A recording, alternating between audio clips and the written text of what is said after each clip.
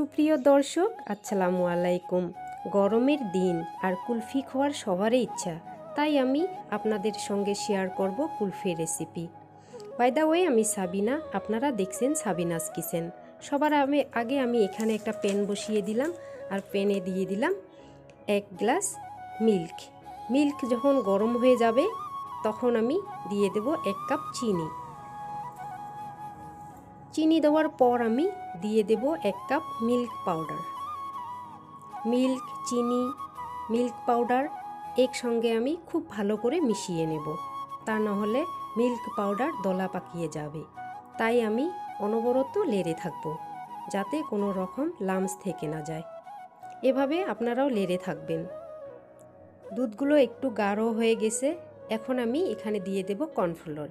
এখানে আমি একটা বাটি নিয়েছি মিল্ক, আর দিয়ে দিলাম 1 চামচ কর্নফ্লোর। কর্নফ্লোর মিল্ক আমি খুব সুন্দর করে মিশিয়ে নেব। কর্নফ্লোরটা দেওয়ার কারণ হলো কুলফিগুলো খুব সুন্দরভাবে জমবে, তাই আমি কর্নফ্লোর দিয়ে দিলাম। তো কর্নফ্লোর মিল্ক আমি ভালোভাবে মিশিয়ে এখন আমি মিল্কে দিয়ে দেব। এগুলা দেওয়ার পর আমি অনবরত লেড়ে থাকব। চ্যানেলটি সাবস্ক্রাইব করেছেন তাদেরকে অসংখ্য ধন্যবাদ, আর যারা এখনও করেন নাই প্লিজ চ্যানেলটি সাবস্ক্রাইব করে আমাদের পাশে থাকবেন। দেখুন, দুধগুলো আমি অনবরত লেড়ে যখন দেখলাম গাঢ় হয়ে গেছে, তখন আমি এখানে দিয়ে দিলাম ভ্যানিলা এসেন্স। এই এসেন্সগুলো সুন্দর একটা ফ্লেভার নিয়ে আসবে, তাই আমি ভ্যানিলা এসেন্স দিয়ে দিলাম। এগুলো দেওয়ার পর আমি লেড়ে থাকব, খুব ভালোভাবে লেড়ে থাকব। খুব ভালোভাবে মেশানোর পর আমি এগুলা ঠান্ডা হতে দিয়ে দেব। 30 মিনিট পর ফিরে আসলাম। এখানে আমি নিয়েছি কফি কাপ। আমি কফি কাপ দিয়ে বানিয়ে দেখাবো, আপনারা চাইলে কলফি মোল্ডও নিতে পারেন।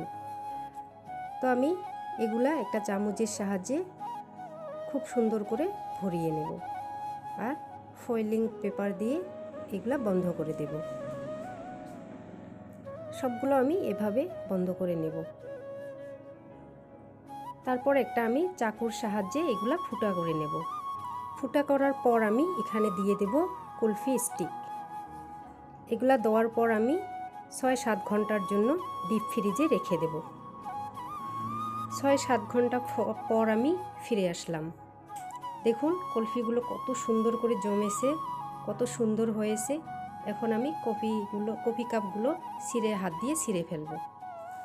আপনারা চাইলে চাকু দিয়েও কেটে নিতে পারেন, তো আমি হাত দিয়ে ছিঁড়ে ফেলব। এভাবে আমি সবগুলো ছিঁড়ে নেব। প্লিজ বন্ধুরা, আপনারা অবশ্যই বাড়িতে ট্রাই করবেন এই গরমের সিজনে, আর বানিয়ে খাবেন। আল্লাহ হাফেজ।